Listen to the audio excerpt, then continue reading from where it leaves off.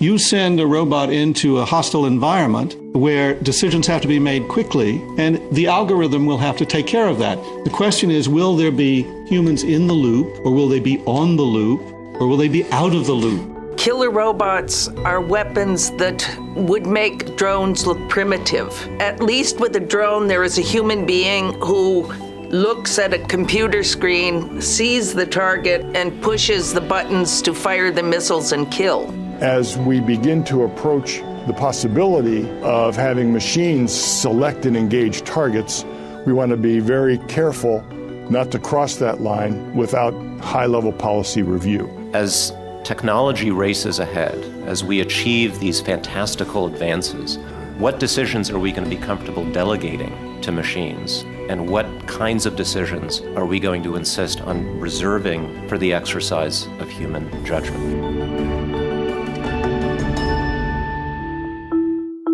We're a long way off from the day when armies of robot soldiers will march in perfect formation, shooting lasers across enemy lines.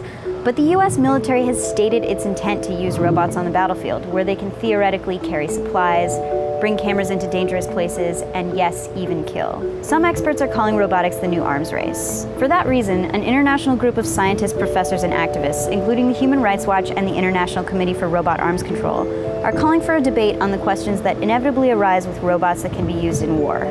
I'm Mark Gubrud, and I'm a member of the International Committee for Robot Arms Control. I'm a physicist by training, and I proposed a ban on autonomous weapons as early as 1988. We go to war, and when we see what's going on, we decide there's a point we don't want to go beyond that point. If you look at the history of the Cold War, there are many incidents where people interrupted the chain of events. If you look at the crisis decisions at the highest level that were made during the Cuban Missile Crisis or other major international crises, there's always a point where somebody says, no, don't take the next step. But if we automate everything, there's not going to be that human intervention. Somebody always has to do that. Otherwise, wars will never end. Either you won, or you lost, or it's just too much blood, and it's not worth it anymore. At some point, people say, stop. But if we outsource war, if we outsource the process of conflict, if we make that all a matter of machine decision, then we're not going to have that intervention of the human heart. Right? This is going to be just the program that's running. Good morning, everybody. For all of us in the DARPA community, there's no place we'd rather be than right here today. And the reason for that is that at DARPA, our mission is about breakthrough technologies for the future to help make our nation and our world a safer, a more secure place. DARPA is a 55-year-old agency in the Defense Department. We were started in the wake of Sputnik. It was a real wake-up call for the United States. It was a huge surprise. And then as now, we understood that technology is a cornerstone of our national security. People were pretty clear that we did not want to go through that kind of surprise again. So DARPA was created specifically to live outside of the rest of the way that we do our science and technology investments, to be a projects agency with a specific mission on breakthrough technologies for national security. The general desire is to build machines that amplify the effectiveness of people.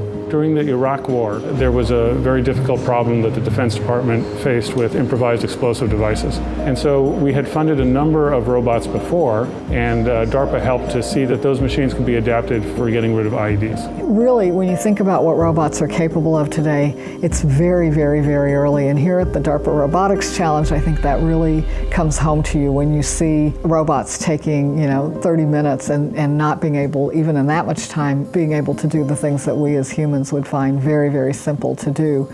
But focusing on disaster relief in the context of this challenge, I think really allows us to push the technology, first to see what we're able to do today and then start pushing it to the next level so that eventually we will have robots that have far more capable features for disaster relief and I think for many other applications as well. We're not building weapon systems here. We're building the underlying technologies that can be used in many, many applications. And our main focus here is recovery and disaster relief. But just like DARPA worked on the internet, GPS, fiber optics, all of which we use every day, and so does the military. Robotics will be the same. We'll use robotics in our homes, in our work, and some of that will be military, but not all of it, to be sure. If somebody came up to me and asked me to build a robot that could fire a gun, I'd probably say no. I like what I do now. I like the research because the research is fun. The technology itself doesn't say what it's going to be used for. In certain cases, of course, like a particular weapon and a bullet and things like that, those have primary uses for military systems and are not dual use. But these robotic systems are very general purpose, and you really need to understand that they are neutral with regard to the concern of are they military or non-military. So whether the Defense Department funds them or some other company funds them for whatever use, that development of technology is in fact possible to end up in any kind of system. Given the outrage over the military using unmanned drones in lethal strikes, many people may not be comfortable with the idea of robots as weapons. And most people in the robotics community seem to agree that now is the time to have that conversation, before we have killer robots, not after. Really, it comes down to how people use technology. It's a matter of human wisdom and being thoughtful about how technology gets applied. I'm very confident that we will have the wisdom to use robotics for mankind's benefit, but we can't assume that'll happen. We have to make that happen.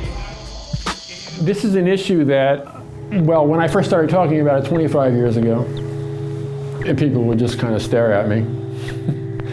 And then 10 years ago, they would just say, "Oh yeah, Terminator, yeah, hasta la vista," and it was a big joke.